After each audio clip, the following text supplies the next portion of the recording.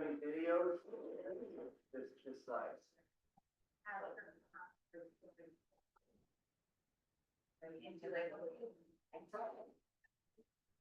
Right?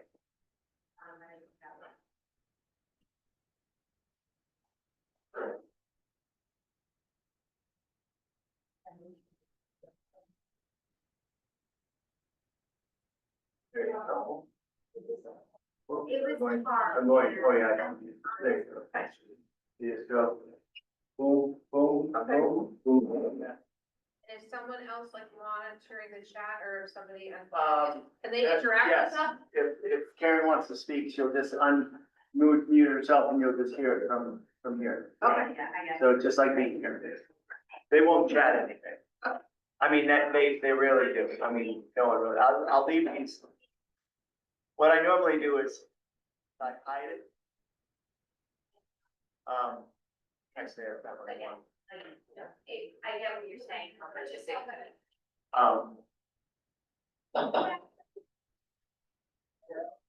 So I'll just minimize it like that. So I asked her. you're talking, but people come, you won't see them come in, which you don't need to. Like Karen is on right now and she sees everything we're doing. Okay. She sees, it's right now, it's situated here, so you're gonna stand there if you could, or just around there. And, you can point to the screen and talk. And they are now, they're seeing the screen on their computer phone. Karen is, and matter of fact, I'll dial in and show you exactly what they'll see.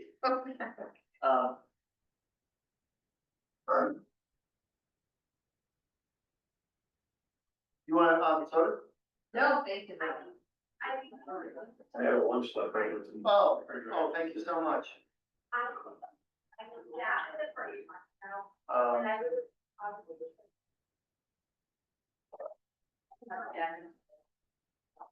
But I. oh, I know we were trying to. But it's gonna be right, you're right, yeah. So she did the back. Cut that whole part out. I'll probably put it in the police over here, you're interested in it, we would send out a blast and then register it online, and it's how they register it from here. Or I'll register online here.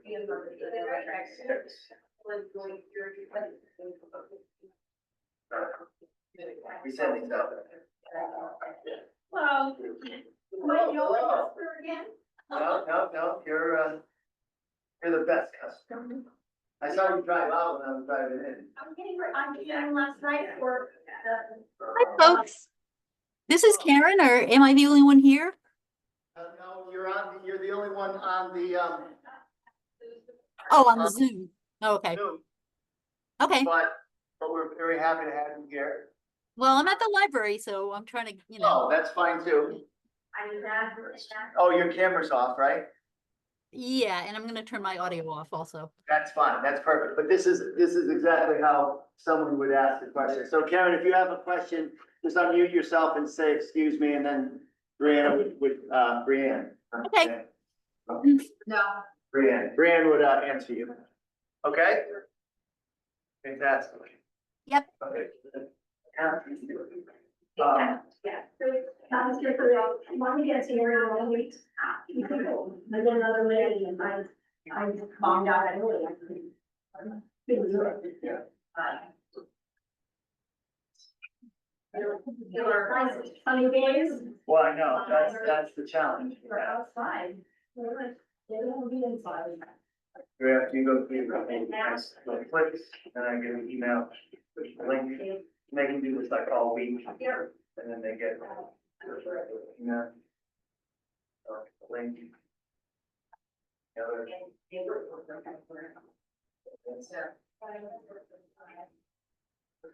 I don't know how anybody did anything without this.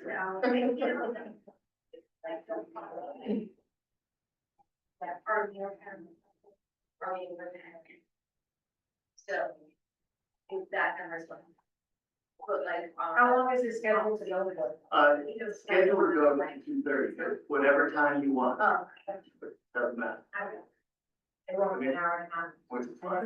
And said it won't be an hour, it won't be an hour and a half. No. No, she's not. But I left.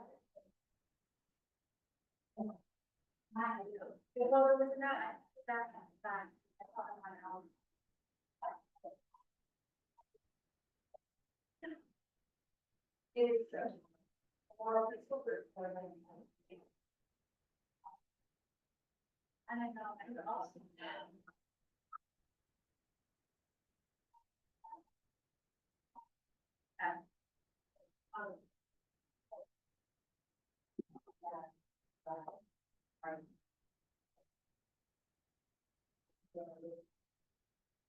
I know.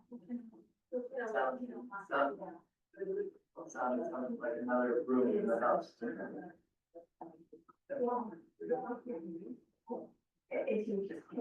I believe so.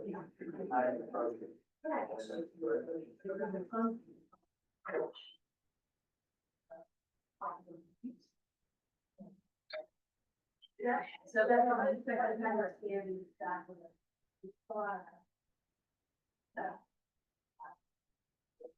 Well, you're gonna say my. Hi, hello. How are you? Good, how are you? So we're concerned.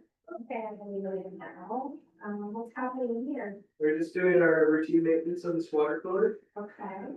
Probably 10 more minutes. Is that okay? Yeah, we just don't know about it. Okay. Sorry. That's okay. How are you? Good, how are you? Yeah, that's okay. You don't need a mic, do you? No. Okay, so we're ready. But if it's okay, we're gonna record it. I think we're already on it. Yeah, Oh, okay, well, it's in, it's on. yeah. Okay. Okay. Okay.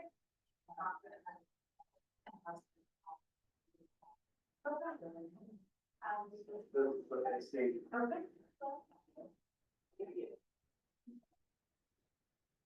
Good. All right. This is what Karen's seeing now. Okay. And they can alter things from you to the slide, to the slide or mine. So, but we'll, let's see if anybody's waiting in the wings here.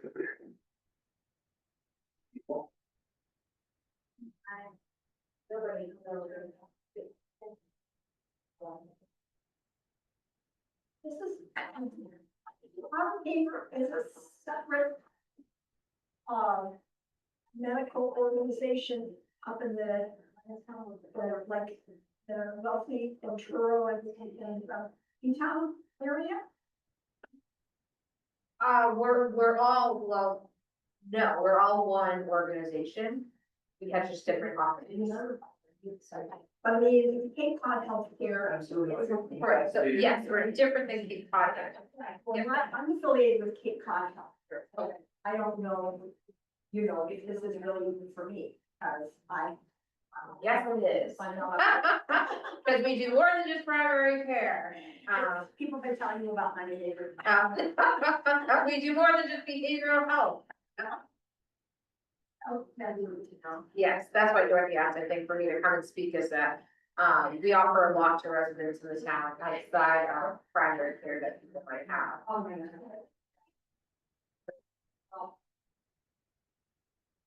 All kinds of special stuff. Here, look, I'm very excited. I'm having a closer to home.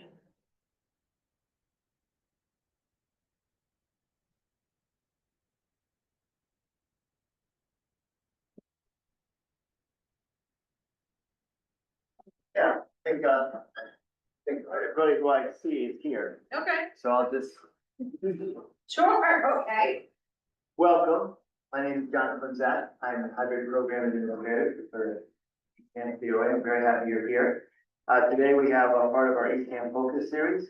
We're going to learn about the Outer Cape Health Services, community navigator program with Brianne Smith. right here to my right. So there's, one, Karen's not in the room, so, here, support you if needed, and, well, thank you very much. Thank you. Well, hello, my name is Bree. I'm from Outer Cape Health Services, and I am the Director of Behavioral Health. Dorothy asked me to come today to share some information primarily about our Community Resource Navigator program, but also I have in here just generally what Outer Cape Health does. You are welcome to introduce yourselves if you would like. I'm Deb Hobbs. And I'm Donia Steele. Donia Steele. Well, thank you for coming. So Outer Cape Health Services offers a lot as a community health center. We are a federally qualified community health center, an FQHC. So we'll talk a little bit about what we have to offer, outside of just primary care. So, as some people might be familiar, we have doctor's offices, we have clinics in Harwichport. This is the lobby of our Harwichport office, in Wellfleet, and in Provincetown. Oh,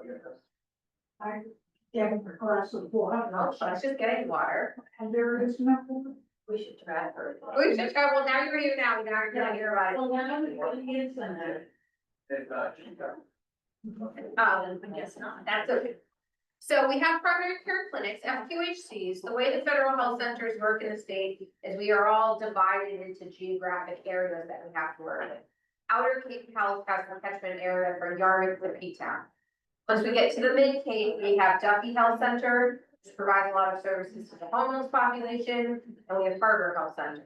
When you get towards the Upper Cape, we have Community Health Center at Cape Cod, and they have offices in Horn and Mashpee, and then get over the bridge and then other FQHCs. But Outer Cape Health is the community health center that's covering Yarmouth. Do you work independently or do you work with the other centers?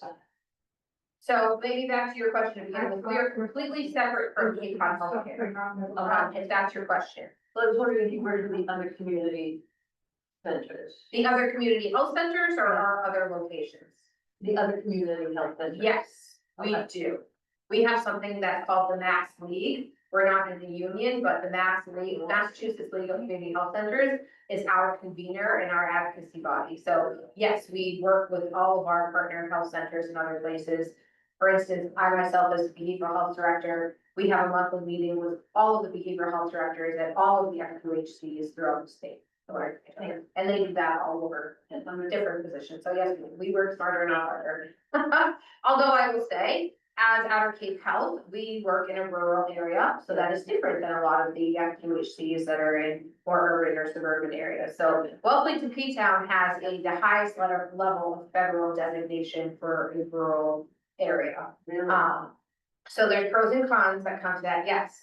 No, part of that means we can go after money that's earmarked just for rural areas, but it also means we have a lot of challenges that other rural communities face. So sometimes particularly, we're reaching out to our rural FQHC partners to say, how do you deal with a lack of public transportation in a rural area? That's not the same as, the health center or something like that, that are different.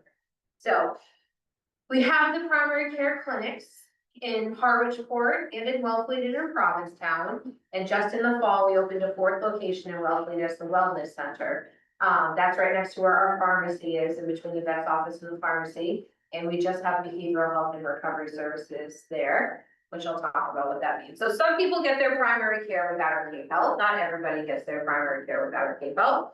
And even for those individuals that don't get your primary care with Outer Cape Health, we offer other services as well. So we provide behavioral health support at the health center. This is something that we do for patients. And behavioral health wise, we have psychiatry, and that is for medication management of a mental health issue. So oftentimes people might confuse the difference between their psychiatrist and their therapist. Psychiatrists are focusing on treating mental health conditions from a medication perspective. Oftentimes those appointments are shorter, they're fewer, farther between, but we do have psych providers both in person on site and that work remotely for people looking for psychiatry. We have psychotherapy, so long-term, kind of that traditional therapy model that most people are familiar with. We have about a dozen therapists on staff. And then we have a collaborative care therapy model, which is a brief, short-term therapy model for people with mild to moderate behavioral health issues, maybe grief, maybe life transitions, adjustment disorders, that type of thing. So we have a little bit of a tiered system for our behavioral health department. We also offer recovery services. So for people that are struggling with substance use, these are things that we offer to anyone. We have medically assisted treatment. So that's our OBAT program, which is office-based addiction treatment. So we provide Suboxone and Vivitrol for about 200 patients. Now, Suboxone and Vivitrol are medications that are helpful for opiate use disorders, for alcohol use disorders. We do not prescribe methadone. However, we do work with the Comprehensive Treatment Center. There is a methadone clinic in Yarmouth. They approached us a few years back. They had one mobile unit, one van for the New England area, and they reached out and said, we would like to put that on the outer Cape. It's very far for people who drive from the outer Cape to Yarmouth every single day to get dosed. So you might see it on the road now. The CTC van comes out and parks in our parking lot 6 days a week from 6 to 9 in the morning. So if you're up early, you might see it. If not, between 9 and 9:30, you might see it coming back down the highway back towards Yarmouth. Recognizing that for some people, methadone is better for what they have going on. And we try to keep as much as we can in the community, given that we're a rural area. Recognizing if you have to go to Yarmouth every single day, that's a lot on our public transportation systems and our taxis. That's a lot if you're trying to get to work, if you have kids that are trying to get on the bus, all of those things. We also offer a day treatment program. Have either of you ever heard of an IOP, an intensive outpatient program? That is where I just came from now. Our IOP, our day treatment program, runs on Tuesday, Wednesday, Thursdays from 9 to 12:30. That takes place in person at the Wellness Center at 2700 Route 6 off the road in Wellfleet. And that is about 12 hours a week of substance use disorder treatment for individuals. It's a group model. We have anywhere between 5 to 8 people on any given day. For people that are not familiar with day treatment programs, you can think of it similarly as if you go into the hospital or people go into detox or they go to rehab and you're inpatient and that's 24/7 care, which is very helpful when you have a medical condition going on to have 24/7 care. When you discharge and you come home, sometimes people come home to nothing. On the medical side, we might have the VNA come in. So the VNA comes in several days a week and then for 4 to 6 weeks. And you have a nurse come in, you have a physical therapist come in, and an OT come in, and a home health aide, and they're providing an intensive level of support on an outpatient basis once you come home from an inpatient level of care. Same thing true on the recovery services side. So this is a program that runs 3 days a week for 3.5 hours for people who perhaps went to detox or rehab and are coming back home to their communities, but still need a relatively intensive level of care. It also acts as a step up program. So some people are struggling with substance use and are not able or willing to go inpatient. In which case, this is a great option of, okay, well, this is something that allows you to stay at home in your community and get an intensive level of care to address a substance use disorder. We also offer recovery coaching at the health center. That's something that's a relatively new treatment option. We've had recovery coaches on staff. I think it'll be 5 years in August when we brought the first coach on. That's a peer-based model. Our coaches are in long-term recovery themselves. And they work with people one-on-one to help discuss what their recovery needs are, what they're struggling with, and then what are those programs, resources, supports that they need that might be helpful. So some people go to AA, that's not for everybody. Some people go to NA or Smart Recovery or Refuge Recovery. Other people like things like yoga. or acupuncture, or meditation. So the coaches are doing that one-on-one work. I spend a lot of my time working with people in the area with substance use disorder, so I'll say, by and large, we see alcohol is what people are struggling with. This is something that we see from our, young teen adolescent population, all the way through, people that are older, people in their seventies, eighties, still struggling with substance use. Gosnell used to have some offices in the area. They had an office in Provincetown, in New Orleans, so as a health center, historically, previously, we did not offer an IOP day treatment program. As Gosnell closed their offices out here, now the closest one they have is Centerville. That's really far away. So we went through a process of becoming licensed and starting a program in Lovely to say people on the outer Cape need a local option of somewhere to go for day treatment for substance use disorders. Any questions or thoughts around the recovery services that we have to offer? Day treatment, you don't have to be patients. We probably have an age range in day treatment right now from, I think, maybe 38 to 72.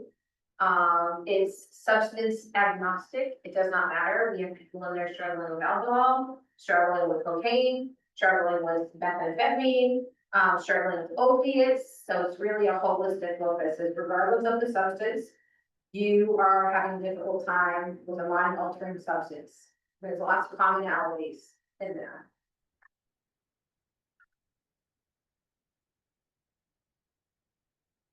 And then we offer, this is something that we've been doing with the town for almost a decade. So we have a program called Community Resource Navigators. I have been working with our Cape Health for over 8 years. And when I first started, it was as the navigator for East Ham, Truro, and Wellesley. This is a program that started out with Provincetown about a decade ago.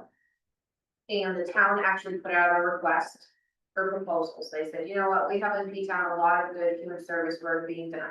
There's a lot of food programs and pantries, there's a lot of food service agencies.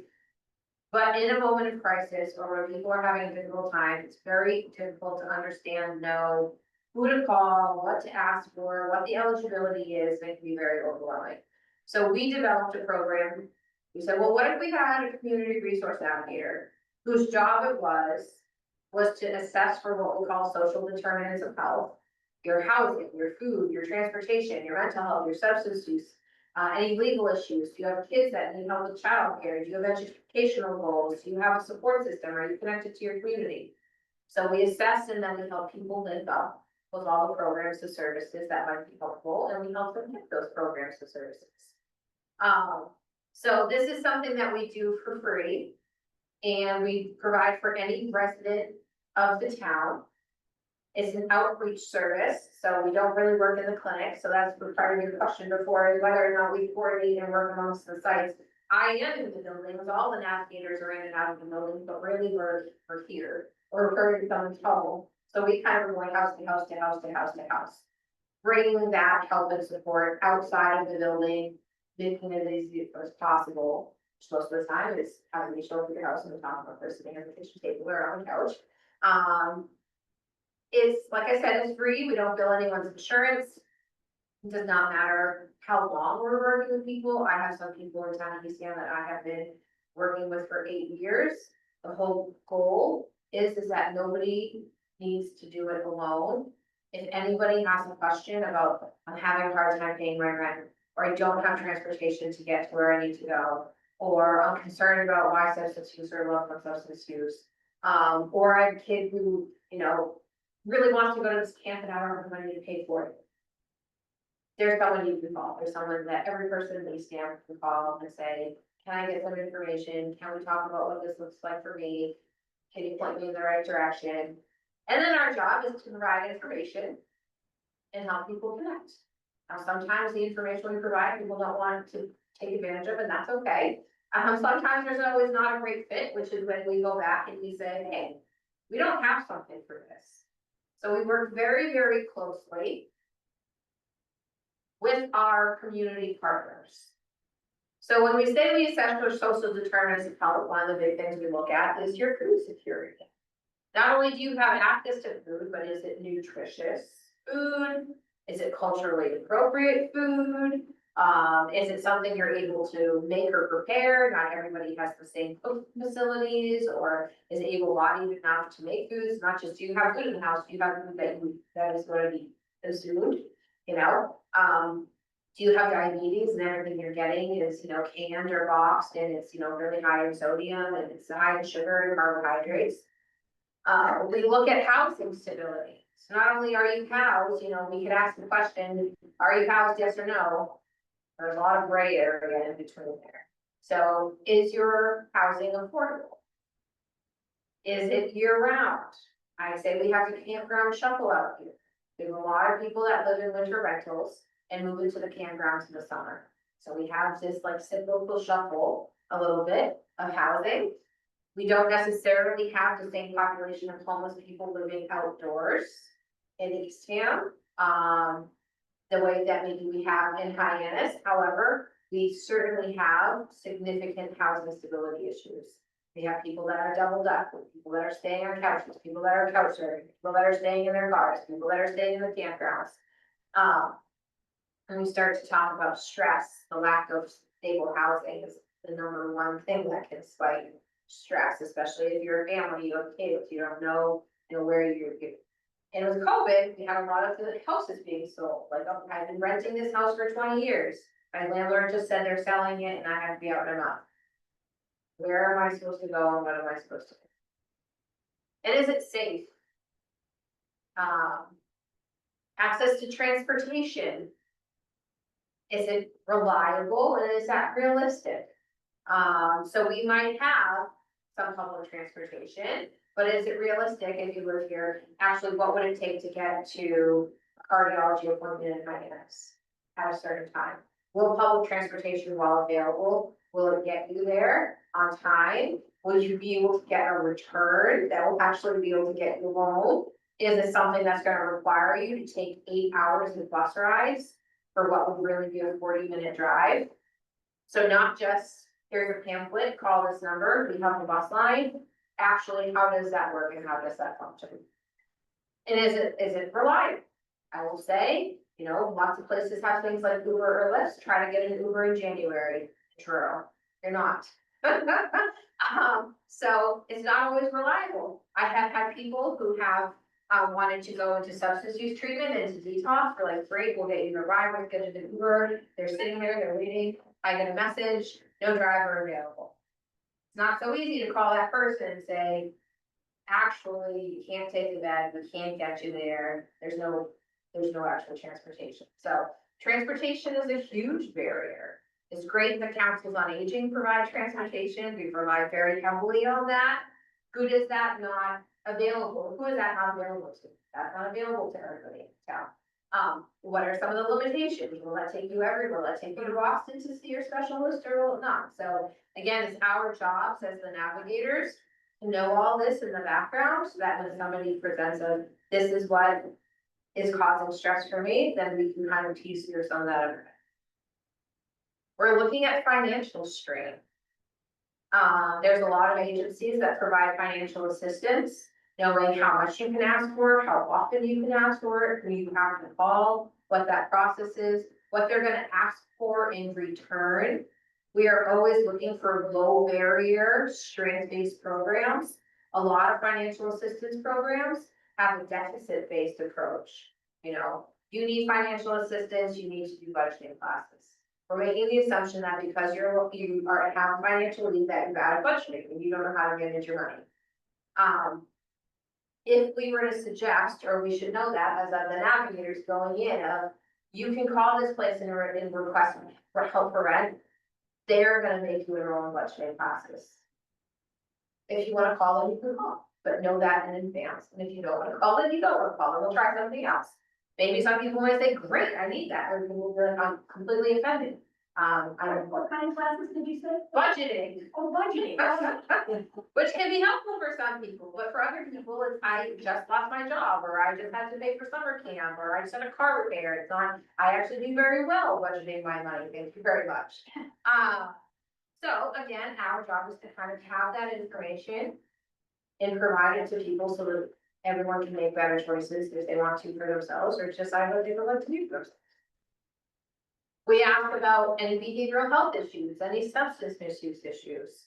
Do you have providers to see? Would you like to have providers? Maybe it's a loved one that has a problem. You know, is it a family support group through NAMI? Is it a learn to cope group through, at one of the local police stations? Is it somebody that wants help going to treatment or does want to see a behavioral health provider? Is it someone that's not? We're working with families, loved ones, and how do you live with a family member who has a chronic mental health condition or substance use issue? And then community involvement. At the end of the day, we all need connection, we all need a sense of purpose, and we all need support. So even if your housing is stable and you have food and financially you're not struggling, you can still be really lonely and isolated. And I think that's one of the things that came out of COVID is a lot of people are very lonely and very isolated and have not come out of quarantine and are still in their houses. I see some people that I'm the only person that comes to the house or that they talk to, and there's no contact. That's not good for human beings, for social creatures, that's not good for us. So community involvement, that's also for us, why we come out to the councils on aging, or, you know, we sit at the police departments, or we're embedded into the schools, or we're at the farmers markets, and we're doing the health fairs, is because this is about community.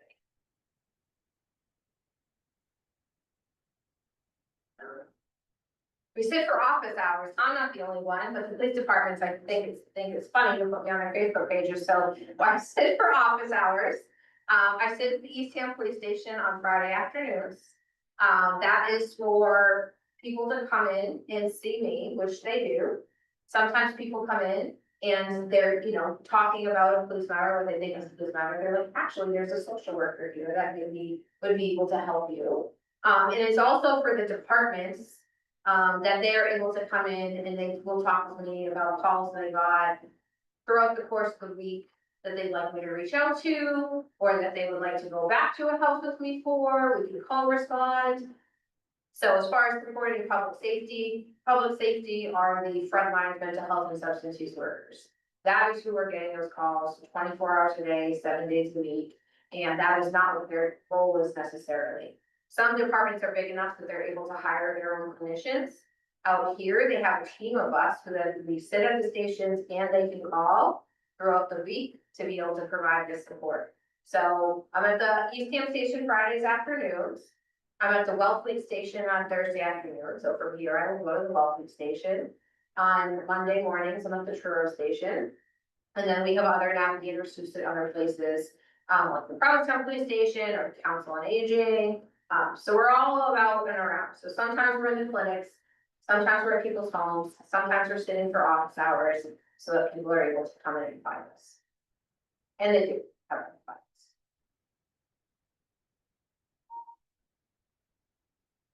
And then we work really closely with our partners, our community stakeholder partners. So this is a team sport out here, a rural area.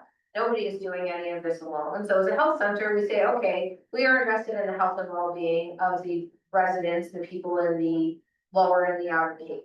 That doesn't mean as a health center, we have a monopoly on doing that work. I work very closely with our health departments.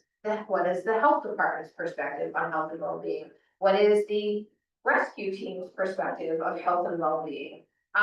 So part of bringing that information back is saying, what else could we do in collaboration that would be supportive? So one of the things we did is we started a cultural prescription program with Pam a few years back. We have free museum passes. We said, okay, people are lonely, isolated, stressed out, anxious, depressed. There's a lot of research done around how the art community and arts can be an adjunct behavioral health treatment. Let's try this thing out. So we have free museum passes to Pam that we're able to give patients who are having a difficult time, need some connection. You know, you think somebody is just became sober, what are you gonna do all day, every day? You know what? Maybe you haven't been to a museum in a very long time. Here's a museum pass for you and a friend. Why don't you go check it out? So we have free museum passes, and then we were able to get some funding to bring Vicky on site numerous times to be running free art classes at the clinics or the wellness center for people to be able to engage with. Now, expressive art is fantastic for mental health and substance use. Not everyone has access to that. So how can we work in collaboration with our local art community and art association and museum to make that more available? We also run a food as medicine program with Sustainable Cake. That's something that runs out of the Truro Farmers Market in the summer. But that is something that we do for patients that meet criteria in Eastham as well. And we've been running this for about 4 years with them. And the funding has changed a little bit over time, but essentially it's free produce that gets delivered every single week. Not only does that help the individual, maybe there's a health condition, there's certain diagnostic criteria, just heart failure or diabetes, or that diet is very important. So we say, okay, if we deliver produce for free and they get this newsletter, it teaches them what to do with it. Everybody gets very excited. They love all the things, but also it helps the local economy and the farmers. This summer, we'll have 75 people enrolled. That means those farmers can count on 75 customers every single Monday that are going to be purchasing from them. So really trying to keep it local, trying to keep all of this stuff in-house, if you will, amongst us all, and say, Sustainable Cake, fantastic organization, the farmers with the farmers market, they're great. Not everybody can get there, not everybody can afford that. How can we put some pieces together? And a colleague of mine spent a lot of time advocating to get this program as a covered benefit by Mass Health. So now Mass Health pays for this for patients that meet criteria to say, this is good for your health. We will pay for your produce to be delivered there.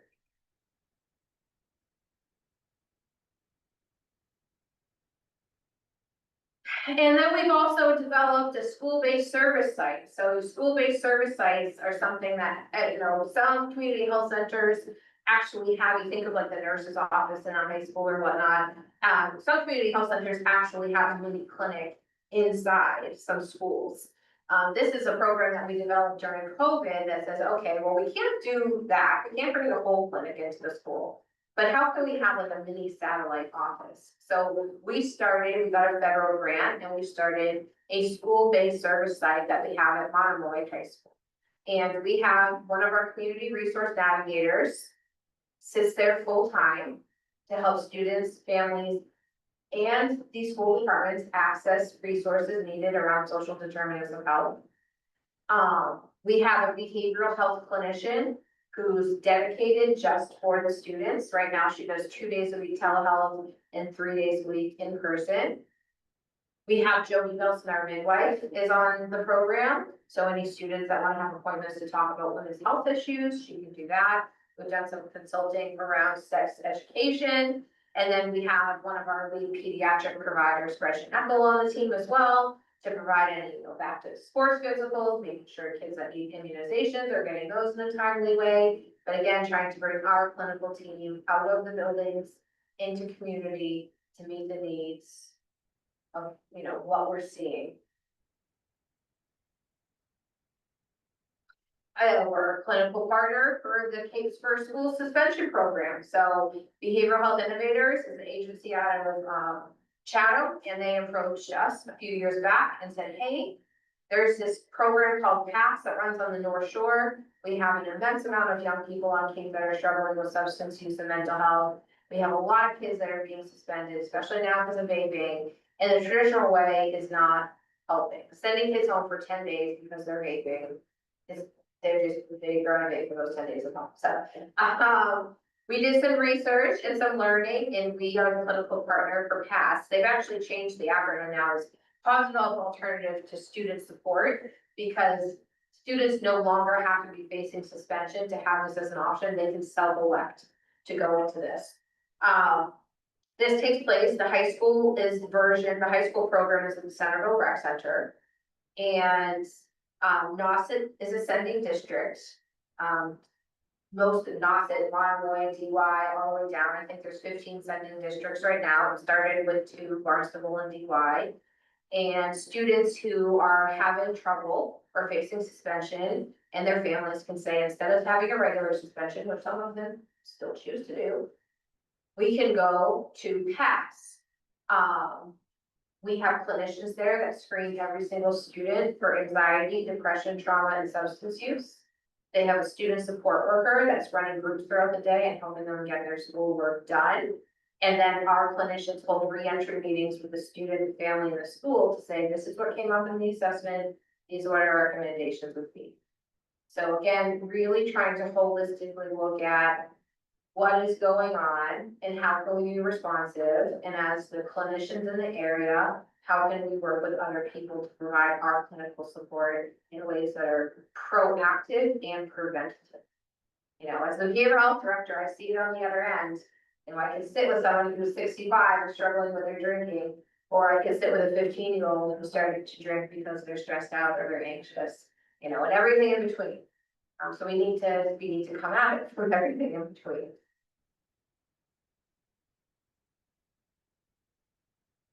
And then we do a lot of community education and training, kind of that's why I'm here today. So we get out of the buildings, we talk with folks, we meet with folks. Some of the trainings I do now, currently do, have done in the past.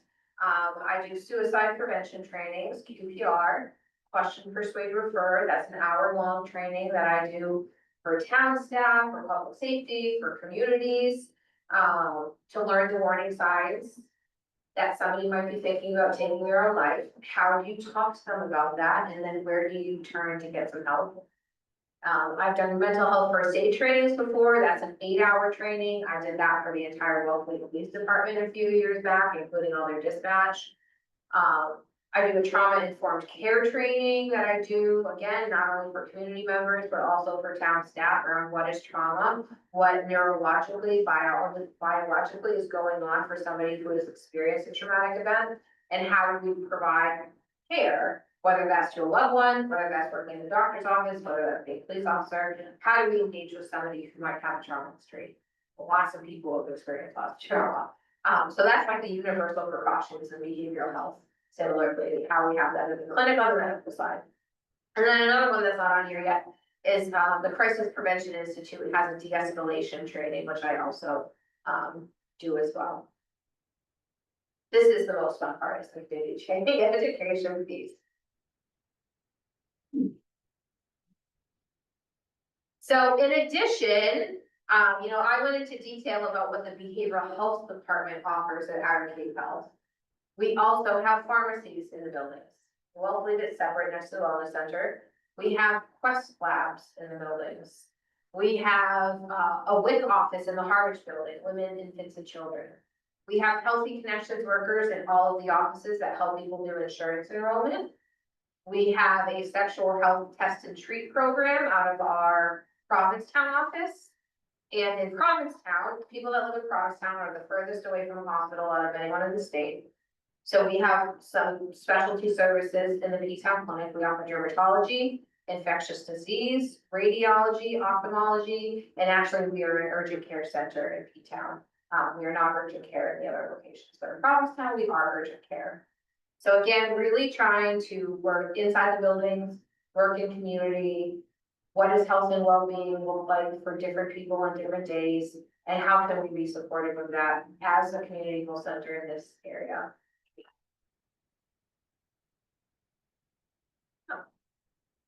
Happy to answer any questions or any conversation that people have about. Sometimes I know that people think that we're a doctor's office, or we're just now reach out, hey, by healthcare, or what are you guys doing over there? But we offer a lot, and a lot of behavioral health programs and services in the past 10 years in particular have really been expanding. But wanting to make sure in our collaboration with the town of Eastham that people are aware that we are here, we are available. They can reach out anytime. You can find us at the police station for office hours. No question or request is too small or too big. I've worked with people who are, pregnant, I've worked with people who have already passed away and the family is looking for guidance and some help after that, so. Full lifespan, no issue, I say, is something that we won't entertain the idea of saying, I wonder what could be done about that. So we're here, we're available. Well, like, I have a friend who lives in Harwich. And she and her partner were working 3 jobs. And they just lost one of them. And so now they're like.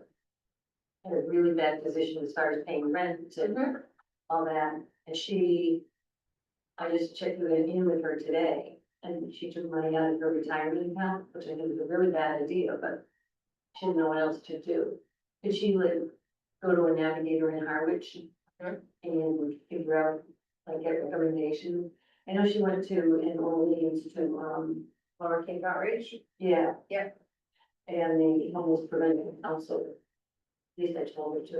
Yep. You should do what I told her to. Everyone should. The world would be much better. That's what my sister and I. Yep, told her. yep. I have 2 sisters, I know. Okay. But yes, yes, I will give you each one of my cards. Okay.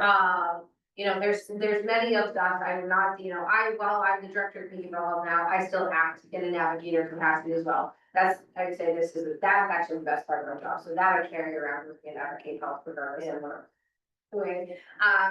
So yes, they can reach out to me directly. Some of that information is what we would say, Lower Cape Outreach can provide this for prevention, but then, lots of organizations kind of work in their silos. We're doing much better about working together, but maybe this place doesn't know what that place said, and then at the end of the day, the person's like, I didn't get my needs met. I still have the issue, and I don't know where I'm supposed to go now. Yeah, so sometimes it's getting creative, it's thinking outside the box, saying, okay, well, maybe it's not this, but maybe it's that.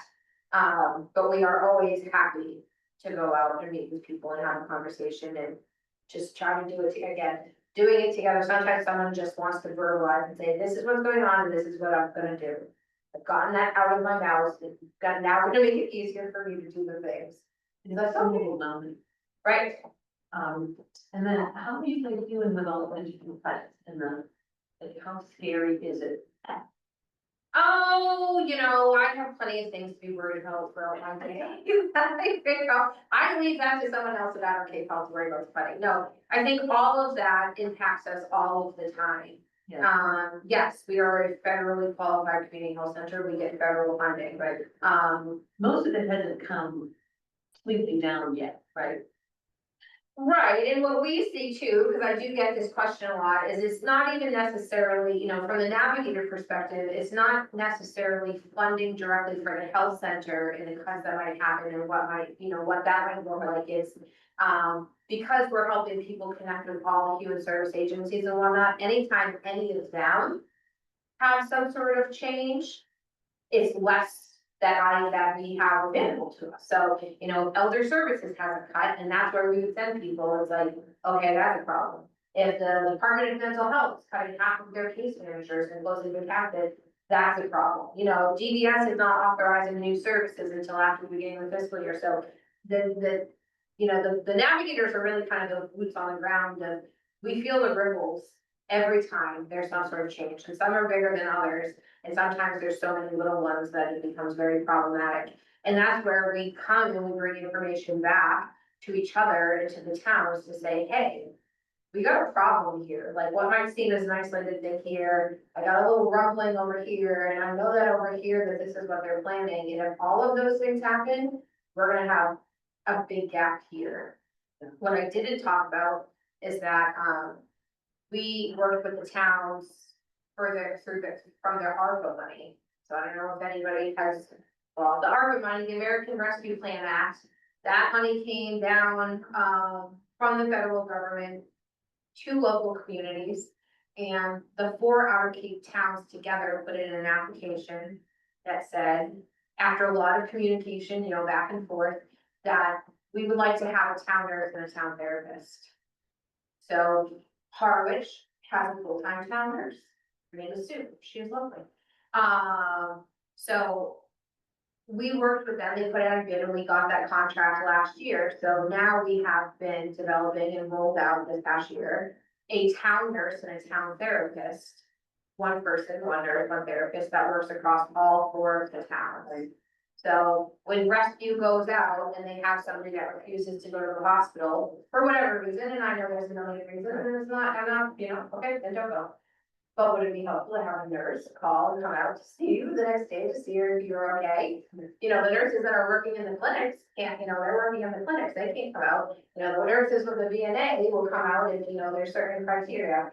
You're not in the hospital, the nurses from the hospital aren't coming out. So trying to be adaptive and saying, okay, what is it that we need for us all to be able to kind of do our jobs a little bit better? And for public safety, it's like, hey, it'd be really helpful to have a nurse that we can call and say, could you go out? Or for, Cindy and Dorothy here, there's a concern about a resident to say, hey, can we get some nursing eyes in the home and see what's going on without jumping through hoops to do so? Okay, you can do that. So we've been partnering with the Outer Cape towns, like I said, for almost a decade, where they provide funding to us to provide clinical programs and support. Most towns would probably say, oh, we'd love to have our own social worker. We'd love to have the community health for the navigator program, or like community health worker program. We'd love to have a whole army of community health workers and therapists and nurses and social workers, but we can't. What can we do is we can join with our other towns and we can provide some funding to our local health center that can develop those programs and have that staff and do all the supervision and administration to support the residents that are in town. And then the needs are different. I won't pretend they're not. Eastham is not the same as Provincetown, it's not the same as Truro, not the same as Wellfleet. There's some commonalities and there's some differences, and that's why there's lots of us, and that we, are able to take the time. If I go to someone's house and it takes 2 hours, it takes 2 hours. I go to someone's house and it takes 15 minutes, it takes 15 minutes. Like, okay. But for people to be able to express what they need to express and share and say, this is what I'm looking for help with, this is what I've tried before, this is what I will not do. This is what I might be interested in, to really just kind of 360 wrap around folks. I have a general question. Myself, I'm embedded in the Cape Cod healthcare. My insurance is, works for there. And I'm just wondering about, someone, in my situation, making use of do you have to switch? I mean, do you have to kind of like leave your insurance behind or cancel it and get other insurance? No, and most insurances we accept, but for a lot of these things, either we don't, it's free because the town pays for it. So like the navigator, that has nothing to do with insurance, that's free. Okay. But because the town supports that position. The recovery coach, that's not a billable service. That's something that our Cape Health has on, a person on staff. Say this is beneficial. We know that substance use is expensive to the healthcare system, and while insurance may not right now pay us for recovery coaching, we are going to have that anyways to provide it for free. Day treatment is something that does go through insurance, but you don't have to be a patient. Almost all insurances cover day treatment. So when I say that's what I mean by low barrier is, yes, there's people that get their primary care at our Cape Health, but we do lots of healthy connections with the insurance enrollment. You don't have to be a patient. You can go in and get health insurance. We have to request labs in there. So there's a lot that we do outside of primary care where people don't want to switch their doctors. You don't have to switch your doctors, but we have other things that you might be able to take advantage of.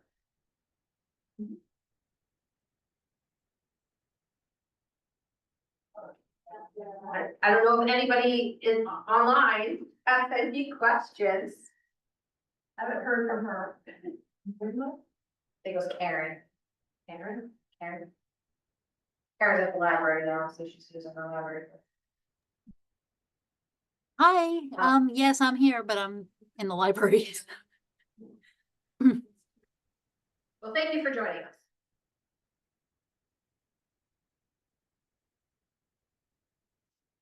Well, if you guys don't have any more questions, I'll leave you with a business card. That'd be great. You're welcome. Yeah. If this is being recorded, my cell phone 508-237-0132.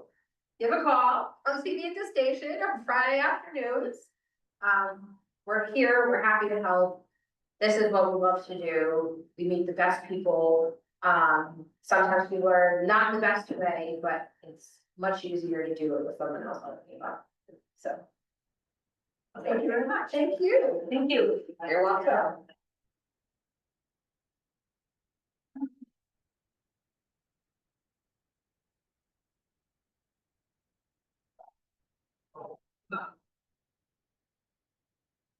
Thank you so much for coming in. Thank you.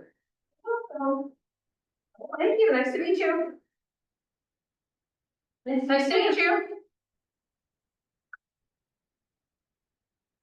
Water still, he's the work.